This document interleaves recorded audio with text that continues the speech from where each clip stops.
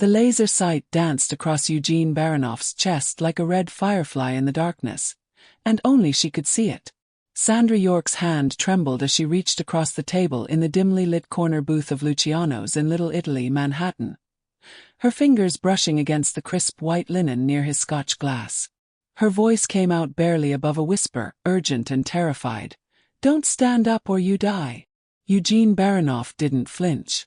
The Pakhon of the Baronoff Bratva, the most feared Russian mob boss on the East Coast, simply shifted his steel-gray eyes from the flickering candle between them to the woman sitting across from him.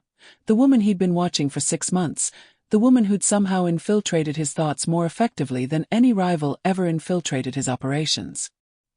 His jaw tightened almost imperceptibly, the scar running from his temple to his cheekbone catching the low amber light. Around them, the restaurant hummed with the usual Friday night energy, the clink of wine glasses, the murmur of conversations, the distant laugh of someone who had no idea they were sitting 30 feet from a man with a sniper's crosshairs painted on his heart. "Where?" Eugene's voice was granite wrapped in velvet, that distinctive Russian accent making the single word sound like both a question and a command. His hand, scarred from years of enforcing his will on the streets of Brighton Beach, remained steady on the table. No panic, no fear, just cold calculation.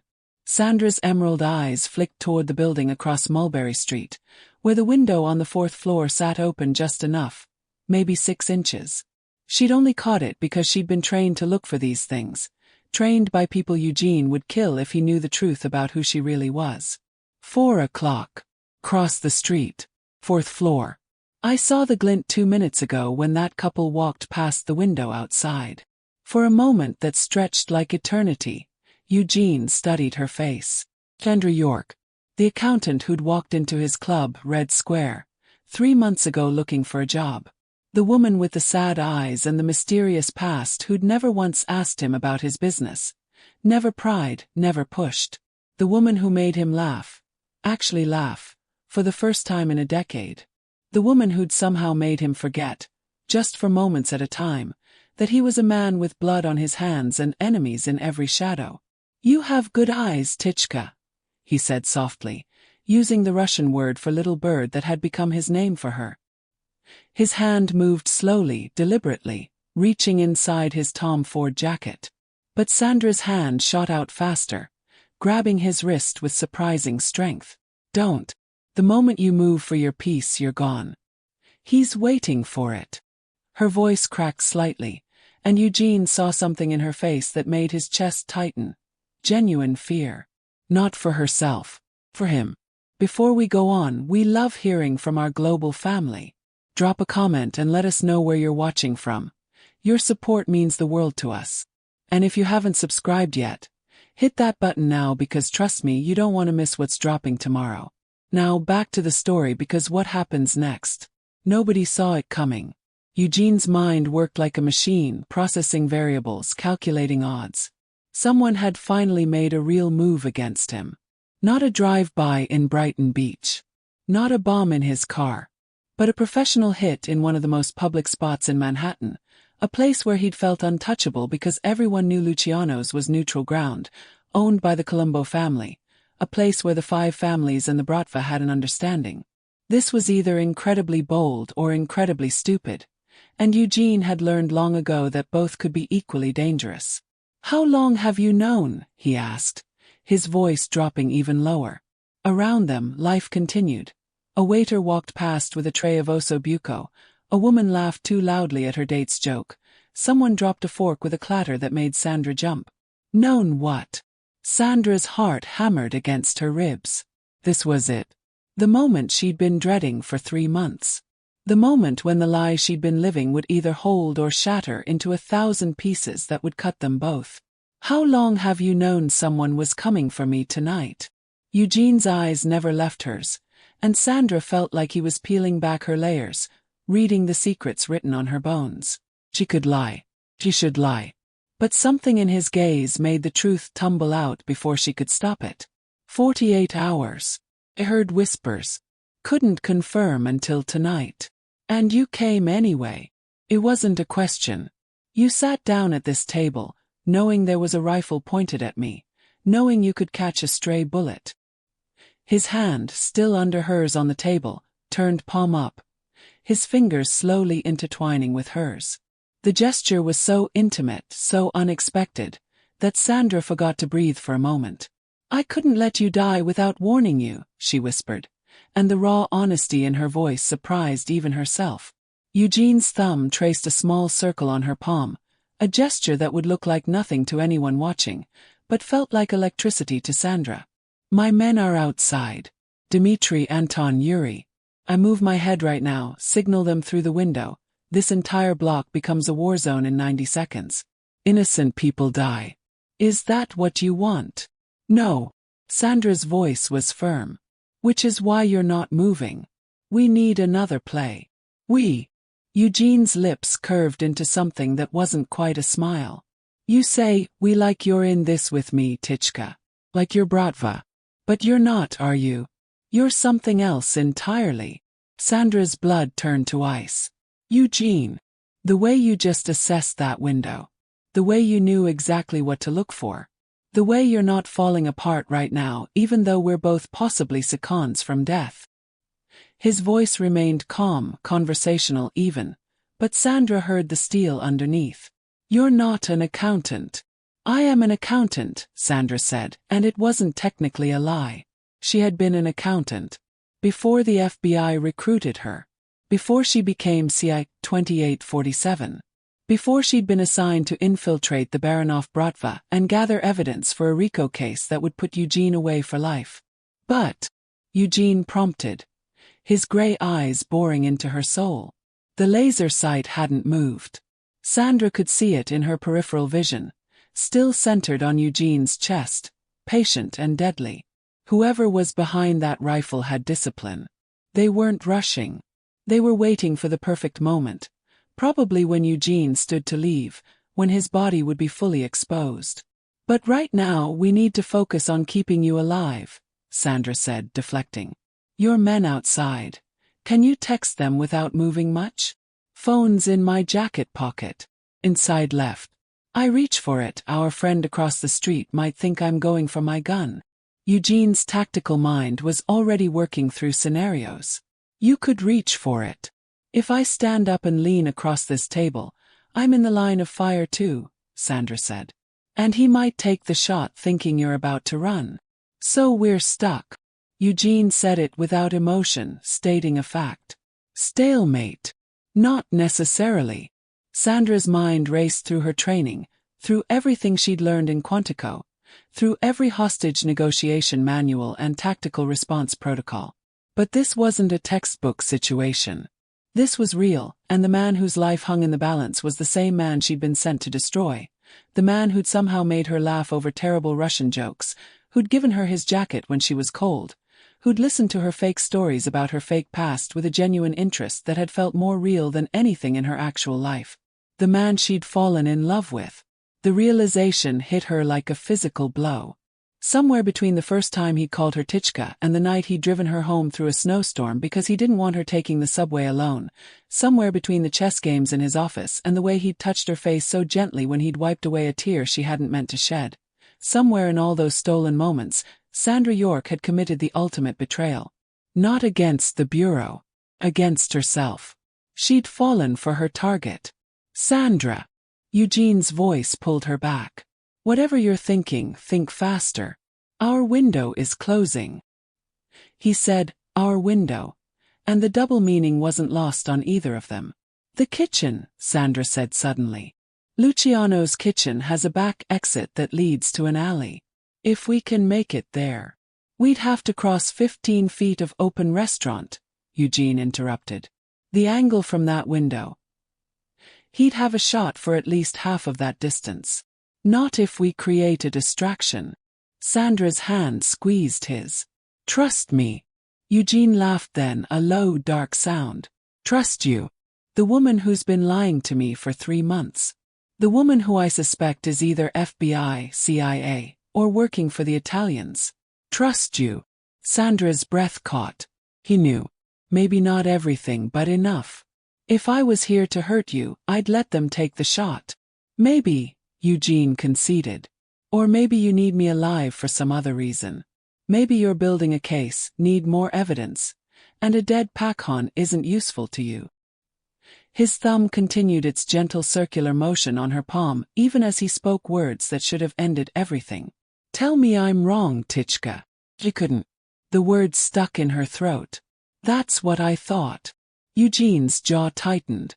But here's what I think you didn't count on. I think somewhere in all your lying and your spying and your pretending, you started to feel something real. I think that's why you're sitting here right now, risking your cover, risking your life, risking whatever mission you're on. Because you care whether I live or die. Eugene, am I wrong? His voice was soft now, intimate, and Sandra felt tears burn behind her eyes. No, she whispered. You're not wrong. The admission hung between them like smoke. Outside, a car horn blared. Someone shouted in Italian.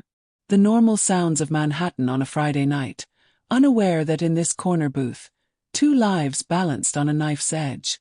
Then help me understand, Eugene said. Help me understand why the woman I've been falling for is the same woman who's trying to put me in a cage. Because I didn't know you, Sandra said, her voice breaking. I didn't know you'd be. You. I thought you'd be a monster. The files, the reports, the bodies. I thought I'd meet someone cold and cruel and easy to hate. But you're not. You're complicated and yes, dangerous and yes, you've done terrible things. But you're also the man who pays for Mrs. Chen's cancer treatments, even though she can't work in your club anymore. You're the man who broke Alexei's jaw when you found out he'd hit his girlfriend. You're the man who reads Dostoevsky and listens to Tchaikovsky and talks about honor like it actually means something. It does mean something, Eugene said quietly. In my world, it's all that separates us from animals. I know that now, Sandra said. But it doesn't change what I am. What I was sent here to do.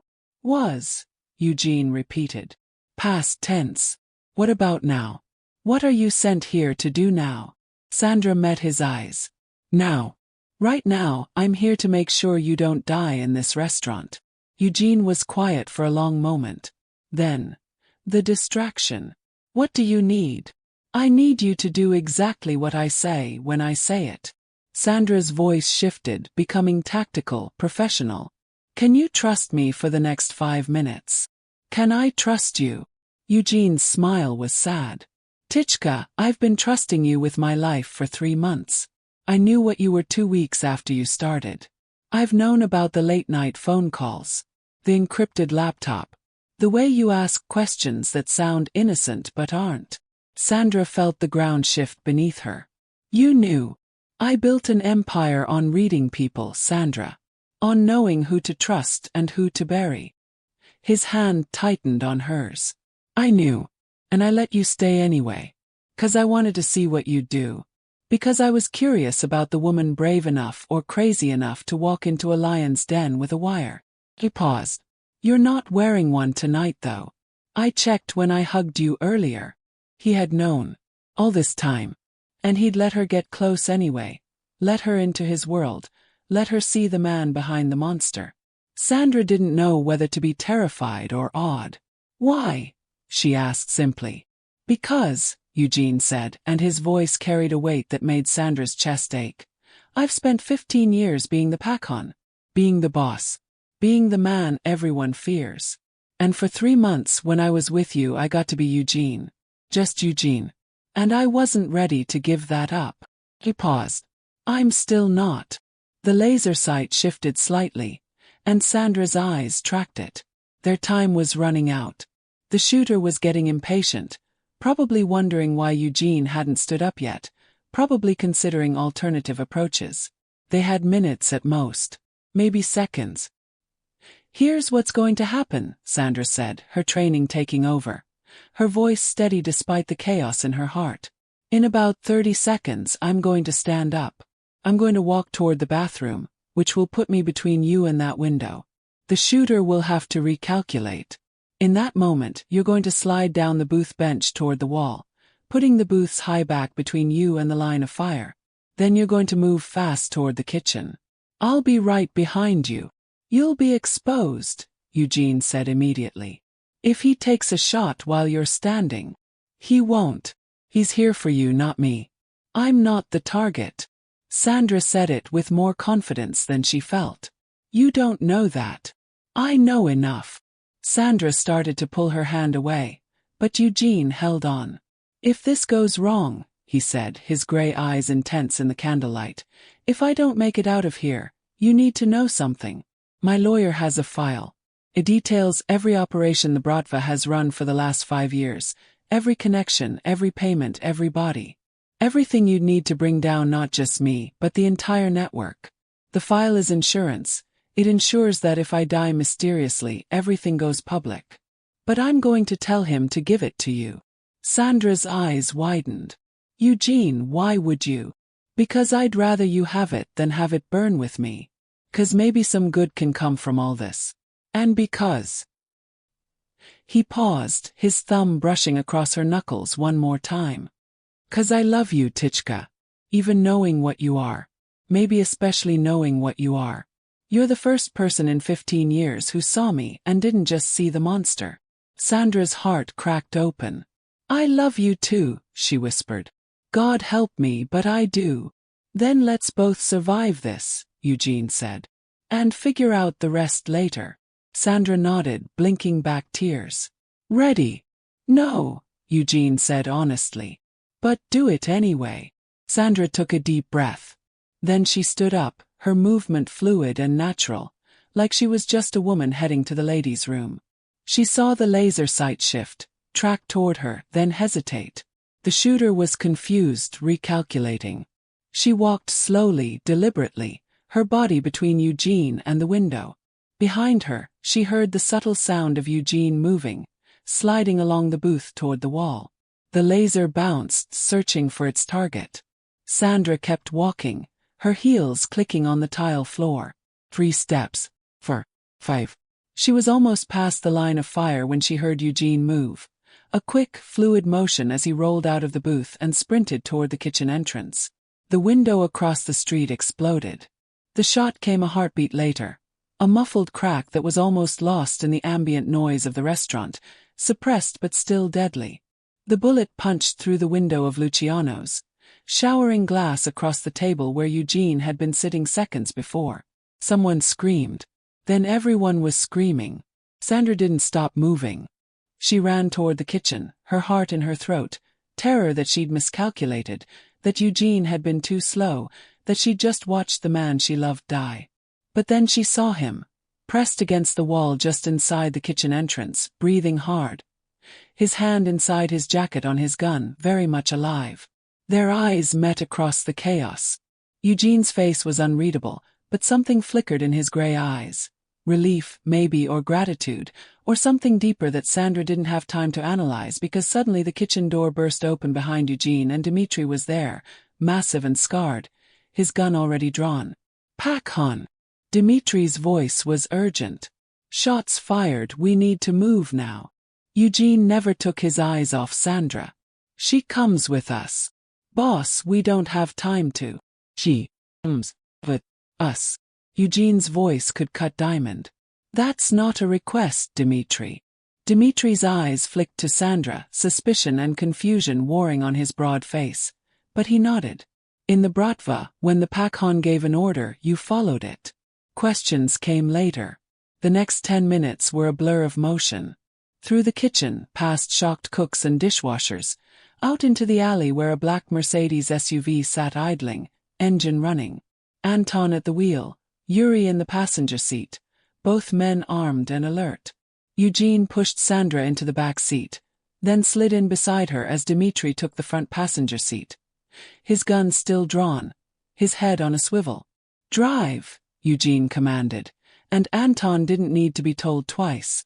The Mercedes peeled out of the alley, tires squealing, merging into Manhattan traffic with the practiced ease of someone who'd done this 1,000 times. Behind them, Sandra could hear sirens starting to wail. The NYPD responding to reports of shots fired in Little Italy. In an hour this would be all over the news. Mob hit attempt at Luciano's. The Baranov Bratva under attack. Speculation about who was making a move. Sandra's hands were shaking. She clasped them together in her lap, trying to breathe, trying to process what had just happened. They'd survived. Against all odds, they'd survived. Eugene was speaking rapid-fire Russian into his phone, coordinating his response. Sandra's Russian was good enough to understand most of it. He was calling in his soldiers, locking down his territories, initiating security protocols. Within an hour, the Bratva would know who'd made the hit attempt. Within 2 hours, there would be blood in the streets. This was how mob war started. When Eugene finally ended the call, silence filled the car. A heavy, expectant silence. Anton and Yuri kept their eyes forward, professional, but Sandra knew they were listening to every word. Dmitri had turned in his seat slightly, his eyes on Sandra with open hostility. "Boss," Dmitri said carefully, "want to tell us why we just extracted a Fed?" The car felt like it dropped 10 degrees. Sandra's blood froze. She didn't dare look at Eugene. "She's not a Fed," Eugene said calmly, his voice giving nothing away. "Boss, I ran her plates last week. That car is registered to a dummy corporation we traced back to an FBI field office. She's CI for sure, maybe an actual agent." Dimitri's hand moved toward his gun. "We need to handle this. Now." Sandra's mind raced. This was it. This was how she died.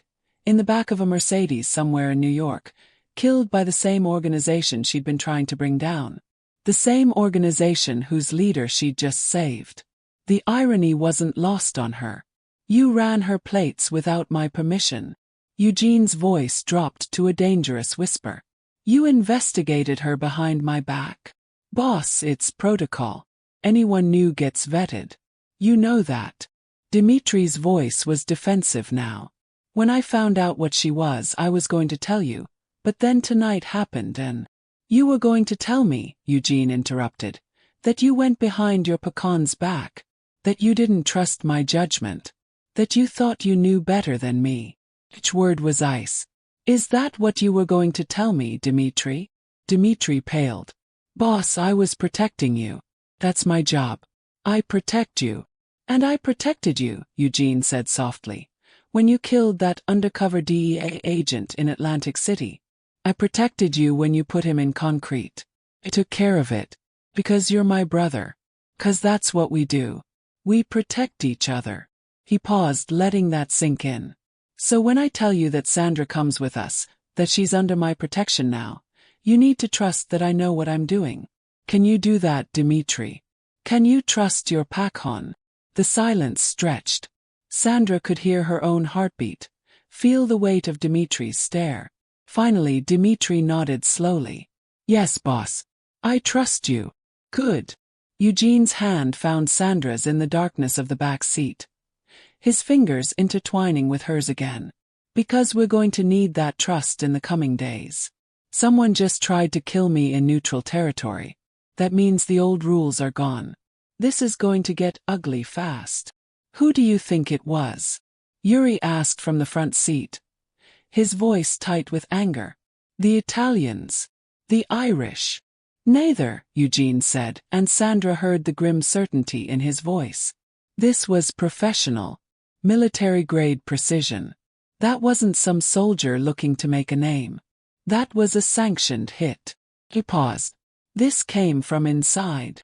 Sandra felt him tense beside her. She understood immediately what he meant. Someone in the Bratva had betrayed him. Someone close enough to know his schedule, to know he'd be at Luciano's tonight, to arrange a professional shooter. This wasn't an outside threat. This was a coup. "Who?" Dmitri breathed, and Sandra heard genuine shock in his voice. "Who would be stupid enough?" "That's what we're going to find out," Eugene said quietly. "Take us to the warehouse in Red Hook. We need to go dark while we figure this out." The warehouse in Red Hook was exactly what Sandra had expected. Cavernous, isolated, and full of Bratva soldiers who eyed her with varying degrees of suspicion and hostility. Eugene didn't let go of her hand as they walked through the space, past crates and cars and men with guns, to a small office in the back that served as his mobile command center when the penthouse wasn't safe. When the door closed behind them, sealing them away from the suspicious eyes and whispered Russian conversations, Eugene finally released her hand. He walked to the window, looking out at the Brooklyn waterfront, his shoulders tight with tension. "You saved my life tonight," he said without turning around.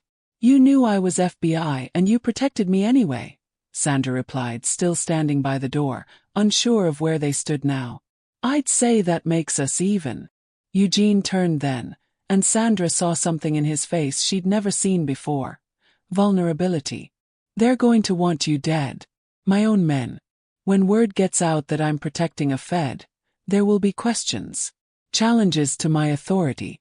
Some will think I'm weak. Some will think I'm a traitor." He crossed to her in 3 strides, his hands framing her face with a gentleness that contradicted everything he was. "I can protect you, Sandra. Can keep you safe. But you need to understand what that means. You need to understand what I'm choosing and what you'll be choosing if you stay." Sandra leaned into his touch, her eyes closing briefly. "I know what it means." "Do you?" Eugene's thumb brushed across her cheekbone.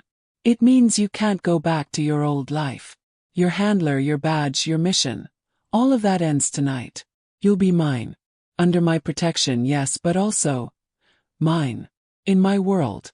With all that entails." His voice dropped. "And it means you'll have to watch me be the monster sometimes. You'll have to live with the knowledge of what I do, what I am. Can you do that?" Sandra opened her eyes, meeting his gray gaze. This was the moment. The choice that would define everything that came after. She thought about her apartment in Queens, her cover identity. Her handler who was probably already wondering why she'd missed her check-in. She thought about the oath she'd taken, the badge in her drawer, the idea of justice she'd dedicated her life to serving. Then she thought about Eugene, the man, not the Pakhan, and the way he'd looked at her across that table when he'd admitted he loved her. She thought about the choice he'd made, knowing what she was and keeping her close anyway. She thought about how he'd trusted her with his life tonight, how he was trusting her now with the truth of what being with him would mean. "I can do that," Sandra said softly.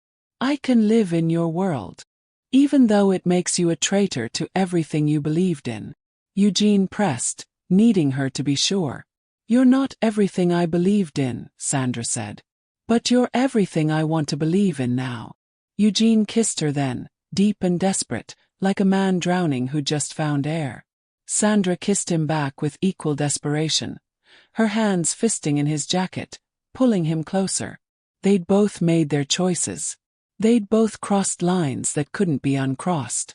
And somehow, in the midst of all the chaos and betrayal and danger, they'd found something real. When they finally broke apart, both breathing hard, Eugene rested his forehead against hers.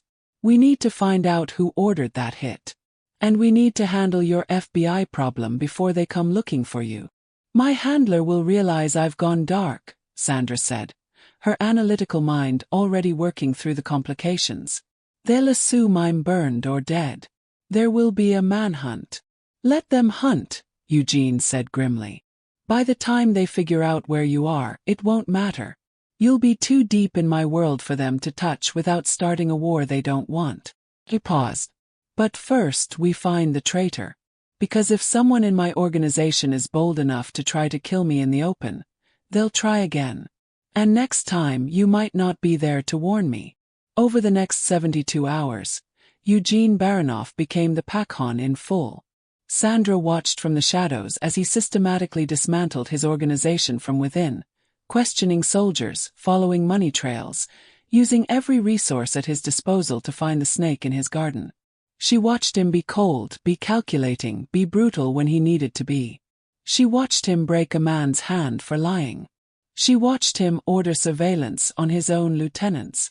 She watched him be the monster she'd expected to meet when she'd first taken this assignment. But she also watched him be careful about civilian casualties. Watched him pay off a witness who'd seen too much rather than kill them. Watched him sit with Anton's daughter when she was scared about her father's dangerous work. Watched him be Eugene, the man she loved, even while being the Pakhan everyone feared. It was Dmitri who found the answer, ironically. His investigation into the shooting led him to a series of wire transfers that all pointed to one name: Maxim Volkov, Eugene's cousin and second in command. The man Eugene had trusted like a brother. The man who'd been positioning himself to take over the Bratva for the past 6 months, slowly building alliances, making promises, spreading doubt about Eugene's leadership. When they brought Maxim into the warehouse, drugged, bound, terrified, Sandra saw Eugene's face go blank. She'd learned to read him over the past months, and that blankness was more frightening than rage would have been. It meant Eugene had disconnected, had become pure calculation and zero emotion. "You tried to kill me," Eugene said conversationally, circling Maxim like a shark. "At Luciano's. You hired a professional shooter. You violated neutral ground. You disrespected the old laws. You betrayed your blood." Each statement was delivered in the same calm, almost pleasant tone. "Tell me why." Maxim, to his credit, didn't try to deny it. Maybe he knew there was no point, or maybe he'd prepared for this possibility. "Because you've gone soft," he spat, blood running from his mouth where someone had hit him. "You're weak. Making peace with the Italians when we should be taking territory. Avoiding war when we should be expanding. And now," his eyes found Sandra in the shadows, "now you're fucking a federal. You're a disgrace to the Bratva. To our family." Eugene didn't react to the insults. "Who else?" "What? Who else was in on it? This wasn't just you, Maxim. You're ambitious, but you're not smart enough to plan this alone. Who helped you?" When Maxim didn't answer, Eugene nodded to Dmitri, who stepped forward with a pair of pliers. What followed was brutal and efficient. Sandra turned away, her stomach churning, but she didn't leave. This was Eugene's world. This was the reality she'd chosen. She wouldn't look away from it, no matter how much she wanted to. In the end, Maxim gave up 4 names. 4 other men who'd supported the coup, who'd believed the Bratva needed new leadership, who'd betrayed their Pakhon for promises of power and money. By dawn, all 5 were dead. Maxim died last, and Eugene did it himself. 1 bullet, execution style, in the warehouse that smelled of oil and betrayal. When it was done, when the bodies were being prepared for disposal and the cleanup crew was working, Eugene found Sandra outside. She was sitting on a loading dock, staring at the sunrise over Brooklyn, trying to reconcile the man who'd kissed her so gently with the man who just murdered his own cousin. "You can leave," Eugene said quietly, sitting beside her but not touching her, giving her space. "I meant what I said about protecting you, but I won't force you to stay. If this is too much, if I'm too much, you can go. I'll make sure you're safe. Give you enough money to disappear somewhere they'll never find you. New identity, new life. You'd be free." Sandra thought about it. Really thought about it. She thought about the woman she'd been when she'd walked into Red Square 3 months ago. Idealistic, certain, clear about right and wrong. That woman would have run. That woman would have been horrified by what she'd witnessed tonight. But Sandra wasn't that woman anymore. That woman had died the moment she'd chosen to warn Eugene instead of letting the shot be taken. She'd made her choice then, and she'd make it again now. "I'm not leaving," she said, turning to face him. "I'm not saying what you did in there was right. I'm not saying I'll ever be comfortable with it. But I'm saying I understand why you did it. And I'm saying I choose you anyway." Eugene's eyes searched hers. "Why?" "Because in your world, with your rules, you did what you had to do to survive. You protected your organization. You sent a message that betrayal has consequences. And because..." She reached out, taking his hand, seeing the blood still on his knuckles and taking it anyway. "Because I've seen you be gentle too. I've seen you be kind. I've seen you be human. You're more than just the Pakhon, Eugene. You're more than just the monster. And I want to be with all of you, not just the easy parts." Eugene pulled her close then, holding her like she was the only solid thing in a world gone liquid. "I don't deserve you," he whispered into her hair. "Probably not," Sandra agreed. "But you're stuck with me anyway." 3 months later, Sandra York was officially declared missing by the FBI. Her apartment was cleaned out, her cover identity burned. Her handler spent weeks trying to track her down, following leads that went nowhere, pursuing ghosts. Eventually the case went cold.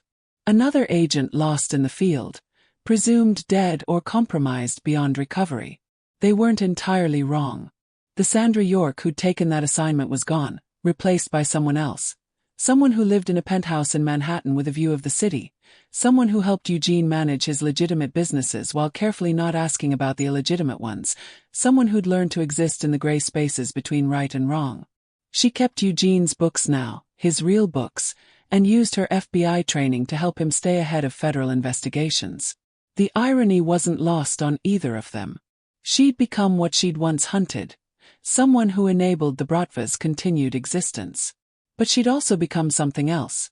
A voice of reason in Eugene's ear, encouraging him toward less violent solutions, pushing him toward legitimacy, slowly helping him transition the Bratva's operations away from the worst of their activities. It was slow work. Rome wasn't built in a day, and a criminal empire couldn't be dismantled overnight. But Eugene listened to her in a way he'd never listened to anyone before. And gradually things changed. Not entirely, not completely, but enough that Sandra could sleep at night, knowing that she was making a difference, even if it wasn't the difference she'd once imagined she'd make. They never married. Too much paperwork, too many questions about Sandra's past that couldn't be answered. But they were partners in every way that mattered. Eugene called her his queen, and in the Bratva, everyone knew that to cross her was to cross the Pakhan himself. Sometimes late at night, Sandra would think about the woman she'd been. The idealistic FBI analyst who'd believed in absolute right and wrong. She'd mourn that woman briefly, acknowledge the loss of that certainty. But then Eugene would pull her close, and she'd remember the moment in Luciano's when he'd intertwined his fingers with hers, trusting her with his life. She'd remember choosing love over duty, choosing the complicated truth over simple lies. Had she betrayed her oath? Absolutely. Had she become someone she never thought she'd be? Without question. But she'd also found something she'd never expected to find. A love that was messy and complicated and morally ambiguous, but more real than anything else in her life had ever been. A year to the day after the attempt on his life, Eugene took Sandra back to Luciano's. They sat in the same booth, at the same table. The window had been replaced, the bullet hole in the wall painted over. Life had moved on, as it always did in New York. "Do you regret it?" Eugene asked, echoing the same question he'd asked 100 times in 100 different ways over the past year. He always needed to know she was sure. Sandra looked at him, this complicated, dangerous, tender man who'd somehow become her entire world. "Not even a little," she said honestly. Eugene raised his glass of scotch. "To the woman who saved my life." Sandra raised her own glass, meeting his eyes. "To the man who saved mine." They drank, and somewhere across the street, a window was just a window. No rifle. No laser sight. No death waiting in the darkness. Just two people who'd found each other in the most unlikely way and chosen each other despite everything. In the end, Sandra York learned what Eugene Baronoff had always known. That love and loyalty and betrayal were all just different sides of the same coin. That right and wrong weren't absolutes but spectrums. That you could be both good and bad, both savior and sinner, both redeemed and damned. And sometimes, the most important choice you'd ever make would come down to a single whispered warning in a crowded restaurant. "Don't stand up or you die." She'd made her choice. They both had. And neither of them would ever look back. So what did you think? Was Sandra right to choose love over duty? Could Eugene ever truly leave his dark world behind? Drop your thoughts in the comments below. We love hearing from our global family. And if you haven't subscribed yet, what are you waiting for? Hit that subscribe button because tomorrow we're dropping another story you absolutely cannot miss. Also, let us know where you're watching from, whether you're Team Eugene, Team Sandra, or somewhere in between. We'll see you in the next one. Till then, stay blessed.